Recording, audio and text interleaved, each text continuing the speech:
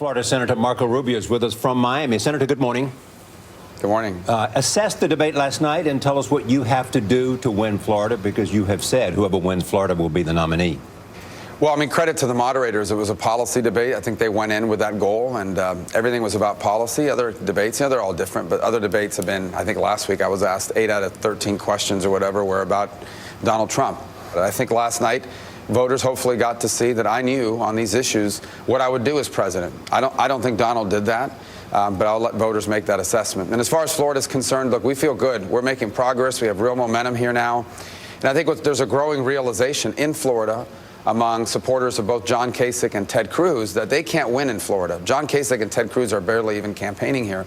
And so a vote for them is a vote for Donald Trump. And I think as more voters decide that, you're going to see a lot of people coming our way here down the stretch. But, Senator, back to Charlie's point, the tone was so decidedly different last night. You even made a point of saying, you know, your children were embarrassed, your wife was disappointed. No man ever wants to do that to his family. What did they say to you that made you say, that won't happen to me again? Because the tone was very different last night. I think it was more along the lines of some of the personal things that were said, the back and forth on the insults. And, you know, obviously Donald's been insulting people for a year.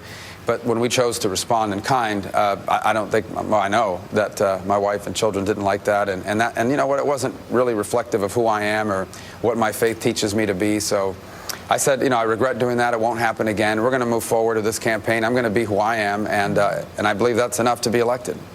You say that you're confident that you will win Florida, Senator, but yet a new Bloomberg report cites that some Republican Party members and also some of your Senate supporters say that you've lost touch with the grassroots efforts and even people within the Florida state there. What do you say to those charges?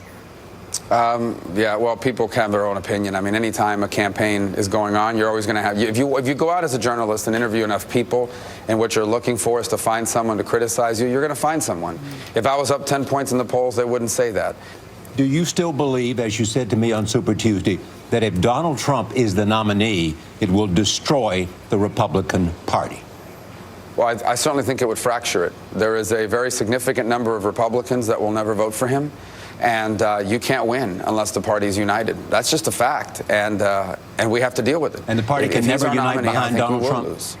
Well, you never say never. I just don't see it. I'm telling you, there is a significant number of Republicans. The polling shows it, but I'm just telling you out there, there's a significant number of people that will just not vote. They'll just tune out. And if that happens, we can't win. We can't win if we're not united. And I believe if Donald Trump is the nominee, it will fracture our party and put us in a position that makes it very difficult to win in November.